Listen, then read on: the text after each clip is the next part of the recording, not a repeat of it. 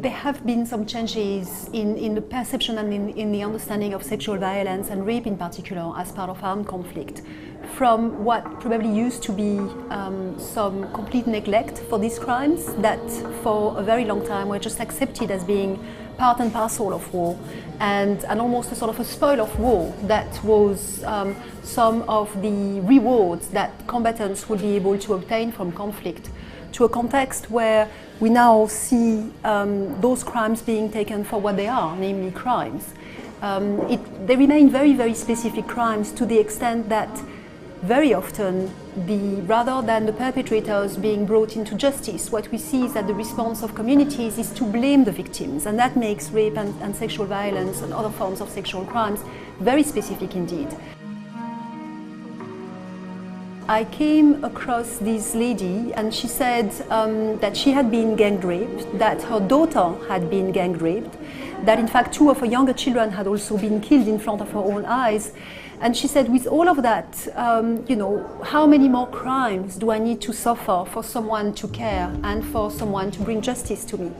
This is really very indicative of how disempowered and neglected victims of rape, sexual violence, and generally of war crimes feel, unfortunately. We do see indeed a very large impunity for rape and sexual violence. One of the major reasons is the difficulty for victims to access justice. Victims of rape and sexual violence, especially in the context of armed conflict, have fears and have fears that reporting the crimes is going to expose them to not only additional threat and insecurity, but sometimes even the possibility of being raped again at the time they report. And that also exposes them to stigmatization, and that makes them, of course, not very keen to report those crimes. Even when they do report crimes, they also face a number of other difficulties. They may just not be able to have access to defense counsel. They may find that it is in fact very difficult to have the investigations and a whole range of other reasons, including the lack of forensic evidence, etc.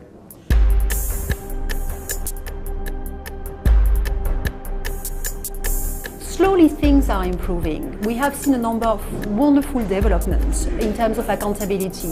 I think that one of the shifting points was the creation and the work of the UN-backed international tribunals, notably the International Criminal Tribunal for the former Yugoslavia and the International Criminal Tribunal for Rwanda. Both of them have paid important attention to rape and sexual violence committed as part of armed conflict, but also rape and sexual violence being constitutive of the crime of genocide. And those major developments in the jurisprudence have probably helped mobilize attention at the international level, but also at the domestic level, and may serve and have served as catalyst for domestic accountability to also be fostered for those same crimes.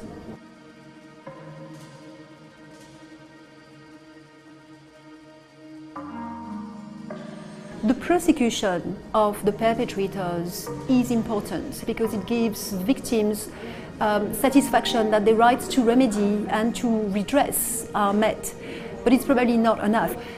Providing reparations, both material reparations and symbolic reparations for victims is crucial. We need to think of an appropriate answer to rape and sexual violence, not only in terms of criminal prosecution, but in a much more holistic and comprehensive way through all of the tools of transitional justice.